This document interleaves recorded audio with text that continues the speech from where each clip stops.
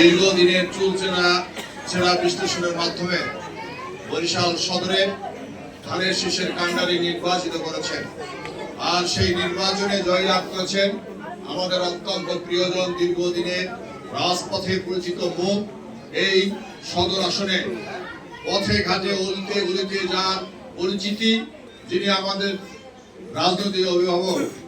আমরা দ্বিধা বিভক্ত হওয়া সত্ত্বেও তিনি সবসময় এই শহরটাকে একটি রাজনৈতিক বৃত্তে পরিণত করেছিলেন। সেই ব্যক্তি জনাব অ্যাডভোকেট মজিবুর রহমান সরোয়ার আমাদের ধানের শীষের প্রতীক নিয়ে আমাদের মাঝে উপস্থিত হয়েছেন। কার নির্দেশে?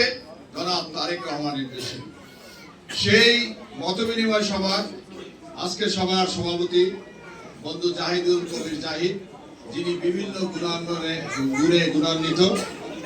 আমাদের ডানে এবং বামে অজস্র নেতৃবৃন্দ রয়েছে যাদের গুণ বিশ্লেষণ করলে অনেক সময় লাগবে। ইতিপূর্বে যে নামগুলি প্রকাশিত হয়েছে সেই সকল শ্রদ্ধেয় নেতৃবৃন্দ।